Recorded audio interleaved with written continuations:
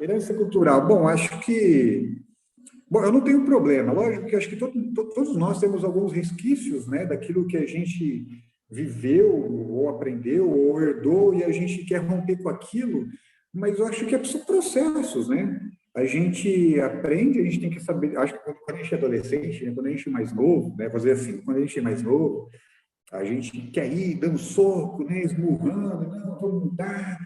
E a gente vai aprendendo que, calma, né? Acho que as coisas têm um tempo de mudança e transformação, sem a gente, sem a gente chegar no conformismo, né? Mas também sem a gente querer sair esmurrando tudo. Eu acho que eu me relaciono num processo de ressignificação dessa herança, de desconstrução dessa herança, de construção dessa herança, esse processo híbrido mesmo de mudança mesmo, né? De transformação e etc. Eu acho que é bem nesse processo mesmo de transformação social, né? De transição geracional, né?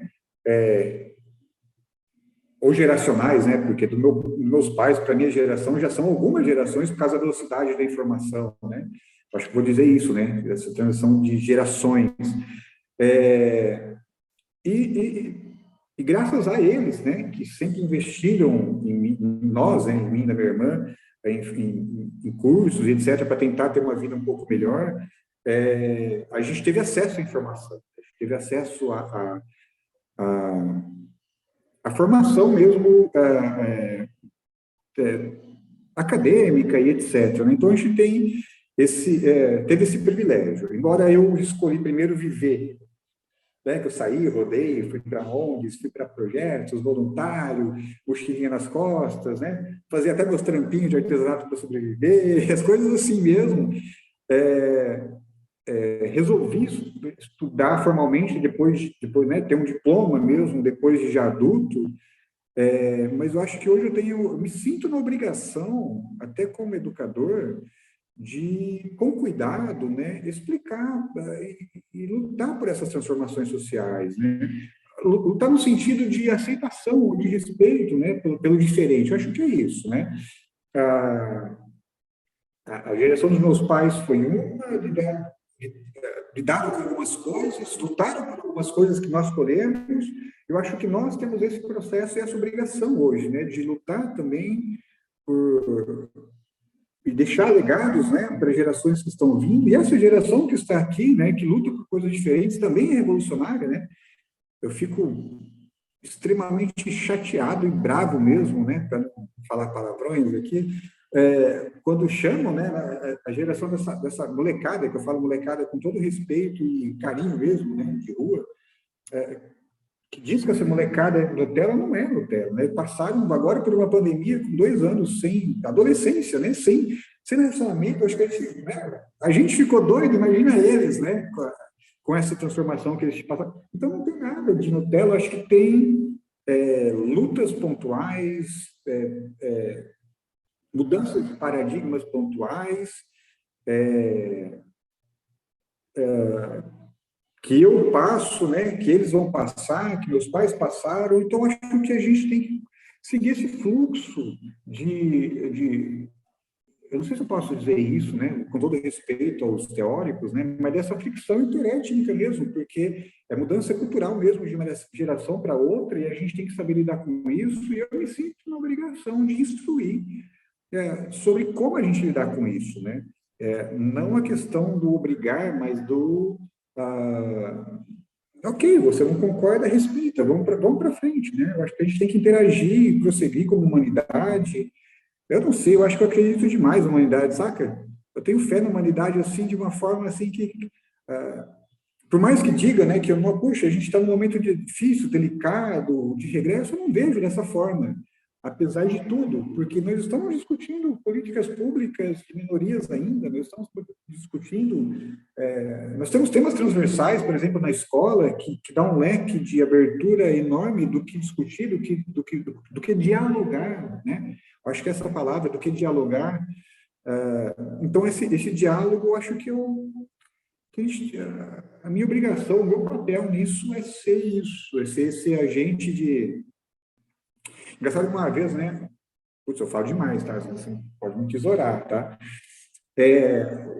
Nas conversas, né, o pessoal, né, a gente fica nessa, bem conversa de boteco mesmo, né, de filosofia de boteco mesmo, né? A gente começa a entrar nessas filosofias de boteco e né, uma das conversas, eu acho que talvez o meu papel seja de desconstruir coisas, né? Talvez seja o meu papel de desconstruir coisas. Inclusive, eu chego em sala de aula e falo para meus alunos, olha, né, no primeiro dia, eu espero que vocês saiam daqui cheios de dúvidas, né? Com poucas certezas, mas muitas dúvidas, né? Que é o que também acredito, né? De incentivá-los a buscar as respostas e não dar respostas para eles, né? Lógico, eu dou aula para ensino médio, então eu tenho essa liberdade de fazer isso em doses homeopáticas, né? Para que isso ocorra. Então, eu acho que é isso, a gente questionar, né? A gente perguntar, né? Independência mesmo, né? Independência do quê, né? Abolição mesmo, a gente teve mesmo isso no Brasil, né? Será que... Enfim, acho que é interessante a gente pensar nessas coisas, essas transformações, né? A gente pega o conteúdo formal e aplica no cotidiano e faz eles pensarem, mas se vira eles pensarem, né? Eu evito dar respostas, evito mesmo dar respostas. Falar de liberdade em dias atuais é complicado, né? Porque o pessoal confunde tudo, mano. Então, é uma bagunça, cara. Mas para mim isso é muito claro mesmo. A minha liberdade está na minha liberdade social. O que eu posso, o que eu não posso fazer. Querendo ou não, a gente vive numa sociedade, ela tem regras, às vezes estão aí, né? Você pode não concordar com alguma outra lei, mas elas estão aí que elas são os reguladores sociais. Se não tivesse isso, pô, era o Mad Max, né, mano? Na cúpula do trovão mesmo, né? Naquele antigo, dois homens entram e um homem sai, saca? Eu acho que seria mais ou menos isso. Então, a liberdade está afirmada nas humanidades, né? Nas disciplinas de humanidades que regem a sociedade, né? Ela diz o que ou ela caminha, né, instruindo, dando norte no que, como a gente se comportar ou não, no que a gente fazer ou não, porque, de fato, eu não acredito nessa liberdade filosófica de, meu, que estão falando por aí de que tudo agora é liberdade de expressão. Não, cara. Eu acho que eu tenho que ter responsabilidade, né? Ao mesmo tempo que eu provoco com meus alunos para eles questionarem, até quando eles me dão uma resposta que eu concordo, eu questiono e falo assim, será? Né? Tipo, para eles, porque acho que a gente tem que ter responsabilidade, né? No que fala, no que faz.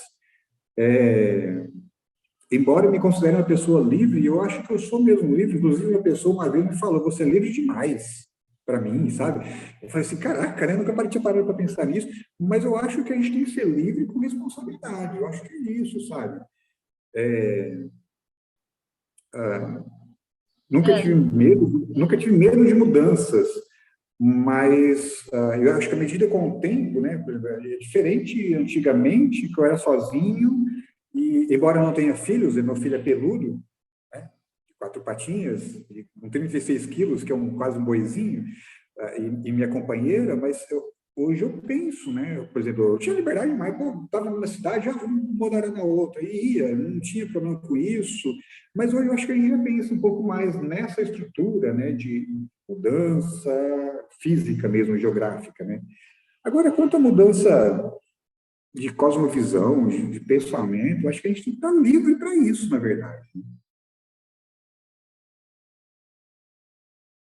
O pensamento, no agir, mas no agir com responsabilidade, né? Porque o agir nosso é coletivo, nunca é individual, né? Sempre nós vivemos em sociedade, né? Então nosso agir é sempre coletivo. Então a minha liberdade individual, ela tem que ser pensada coletivamente, né?